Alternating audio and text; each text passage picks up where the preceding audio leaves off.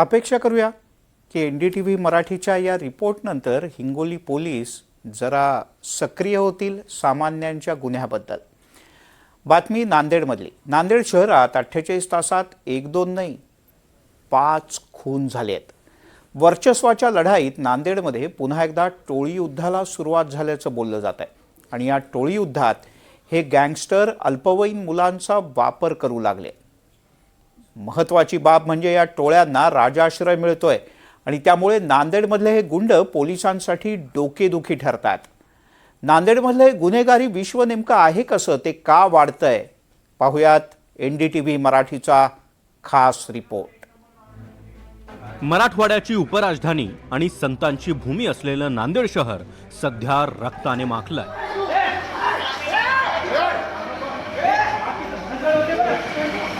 गोदावरी नदीच्या काठावर वसलेलं ऐतिहासिक, धार्मिक आणि शैक्षणिक शहर ही नांदेडची ओळख।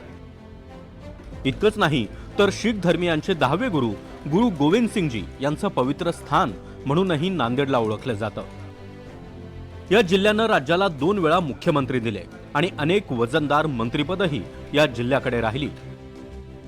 मात्र याच नांदेडची ओळख आता गुन्हेगारांचा अड्डा अशी होऊ लागली आहे। याच नांदेड शहरात 48 तासात तब्बल 5 खून झाले। यातील 4 खून एकट्या भाग्यनगर पोलीस ठाण्याच्या हद्दीत झाल्यात, तर 1 वजीराबादमध्ये। मृतांमध्ये राजकीय पक्षांच्या कार्यकर्त्यांचा समावेश असल्यानं आता गुंडांना राजकीय पाठबळ मिळतंय का असा सवाल विचारला जातोय। शहरात सदा आणि साईलाला या टोळीतील वर्चस्वाच्या वादातून हिंसक संघर्ष टोकाला पोहोचलाय। नांदेड शहरातून देशाच्या कोणत्याही कोपऱ्यात जाण्यासाठी रेल्वे, विमान आणि रस्ते उपलब्ध आहेत। दळणवळणाची साधनं असली तरी रोजगाराच्या संधी मात्र कमी आहेत। नांदेड जिल्ह्याची लोकसंख्या 42 लाखाच्या घरात आहे। पोलिसांची संख्या 3500 इतकी आहे, म्हणजे 1200 लोकांमागे 1 पोलीस। त्यामुळे साहजिकच पोलिसांवर मोठा ताण आहे। शहरात CCTV बसवण्यात आलेले नाहीत, त्यामुळे गुन्हेगारीवर लक्ष ठेवणं कठीण आहे। गुन्हेगारांविषयी पोलिसांची 0 टॉलरन्स पॉलिसी आहे। आरोपी तात्काळ जेरबंदही होत आहेत, पण गुन्हेगारी पूर्णपणे नियंत्रणात आणणं पोलिसांसमोरचं मोठं आव्हान बनलंय। मागच्या जे काही दिवसामध्ये जे मर्डर झालेलं आहे, 3 इन्सिडेंट वेगवेगळा आयसोलेटेड इन्सिडेंट आहे। 2 भाग्यनगर पोलीस स्टेशन आणि 1 वजीराबाद पोलीस स्टेशनचा इन्सिडेंट आहे। आणि त्यामध्ये जे इन्व्हॉल्ड एक्युज्ड किंवा विक्टिम आहे ते वेगवेगळ्या आणि वेगवेगळ्या कारणावरून मर्डर झालेला आहे, आयसोलेटेड आहे। कनेक्ट करून एक नरेटिव्ह बनला नाही पाहिजे।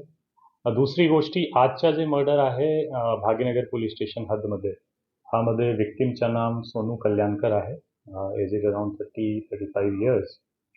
आणि ह्यामध्ये आपण निष्पन्न केला जवळपास 4 आरोपी आतापर्यंत निष्पन्न झालेला आहे आणि 4ही आरोपी नांदेड पोलिसनं खूप काही तासातच आम्ही डिटेन पण केलेला आहे। नांदेडमधील हत्यांमागे राजकीय कनेक्शन समोर आल्यानं खळबळ उडाली आहे। शिवसेना ठाकरे गटाकडून महापालिका निवडणूक लढवणारे अरिजित सिंग चव्हाण आणि भाजप युवा मोर्चाचे माजी प्रमुख सोनू कल्याणकर, ज्यांनी नंतर शिंदे गटात प्रवेश केला होता, त्यांचीही हत्या करण्यात आली आहे। या घटनांमुळे कायदा आणि सुव्यवस्थेचे अक्षरशः धिंडवडे निघाले आहेत। माजी मुख्यमंत्री अशोक चव्हाण यांनी यावर तीव्र चिंता व्यक्त केली आहे। त्यांनी पोलीस प्रशासनाला धारेवर धरत गुन्हेगारांवर कठोर कारवाईची मागणी केली आहे। योगी पॅटर्न हा उत्तर प्रदेशचा विषय वेगळा आहे। महाराष्ट्रामध्ये देवेंद्र फडणवीस पॅटर्न चालतो आणि चाललेला आता यशस्वीपणे। तर मला खात्री आहे की फडणवीस साहेबांकडे गृह खातं आहे, त्याचं बारकाईने लक्ष आहे, ते निर्णय घेतात आणि जे काही प्रकरणं महाराष्ट्रात घडत आहेत किंवा नांदेडमध्ये घडलेले, मला वाटतं त्याच्यावर सुद्धा निश्चितच पोलीस सुद्धा सतर्क झालेले आहेत आणि कारवाई नक्की केली जाईल। धक्कादायक बाब म्हणजे नांदेडच्या गुन्हेगारी विश्वात तरुण मुलांचा सर्रास वापर केला जातोय। नांदेडमध्ये गेल्या काही वर्षात गुन्हेगारी मोठ्या प्रमाणावर वाढली आहे। रेतीचा बेकायदेशीर व्यवसाय, मटका, क्लबच्या आड चालणारे गैरव्यवहार, अवैध शस्त्रांची तस्करी, जमिनीवर कब्जा यामुळे शहरातील गुन्हेगारीत लक्षणीय वाढ झाली आहे। मर्डर आणि हप्ता वसुलीसाठी सर्रासपणे अल्पवयीन मुलांचा मोठ्या प्रमाणावर वापर केला जातोय। नांदेडमध्ये काही काळ रिंदा गँग सक्रिय झाली होती, मात्र संतोष बियाणी हत्येनंतर पोलिसांनी रिंदा गँगच्या मुसक्या आवळल्या होत्या। रिंदा सध्या पाकिस्तानात आहे। परंतु त्याच्या गँगमधील काही लोक पुन्हा सक्रिय झाल्याची चर्चा आहे. सध्या नांदेडमध्ये 5 ते 6 गँग सक्रिय असल्याचं बोललं जात आहे. या सर्व गँगमध्ये मिळून सुमारे 100च्या आसपास सदस्य आहेत. त्यामध्ये मोठ्या प्रमाणावर अल्पवयीन मुलं आहेत. या मुलांना व्यसनाधीन बनवून गँगचे म्होरके हप्ता वसुली आणि सुपारी देण्यासाठी त्यांना पुढे करतात. महत्त्वाची बाब म्हणजे नांदेडच्या गुन्हेगारी विश्वात मोठ्या प्रमाणात तरुणांचा सहभाग आढळतोय. याचं नेमकं कारण शोधणं गरजेचं बनलंय. तसंच गुन्हेगारी नियंत्रणाचं काम फक्त पोलिसांचं नाही, तर समाजाचं योगदानही महत्त्वाचं असल्याचं जाणकार सांगताय. तर आभासी जगात वावरणं, मोबाईलचा अतिवापर, कुटुंब प्रमुखाचं नियंत्रण नसणं, व्यसनाधीनता यामुळे तरुणाई गुन्हेगारीकडे वळत असल्याचं तज्ज्ञांचं म्हणणं आहे. निश्चितच नांदेड शहरात गेल्या 48 तासात ज्या काही घटना घडल्या, जवळपास 5 युवकांचे प्राण याच्यात गमावलेत. आता त्यांना गुन्हेगारी पार्श्वभूमी होती, आपसातले काही वाद होते, हे सगळं जरी मान्य धरलं तरी आपण ज्याचा उल्लेख केला की हा सामाजिक प्रश्न आता अतिशय धारदार झालेला आहे. याचं कारण असं आहे की नवी जी पिढी आहे 18 ते 23 किंवा एकूणच जे बालपणापासून युवकांवर मुलांवर संस्कार व्हायला पाहिजेत, त्याच्यात आपण कुठेतरी कमी पडतोय की काय, याचा निश्चितच विचार करण्याची वेळ आली.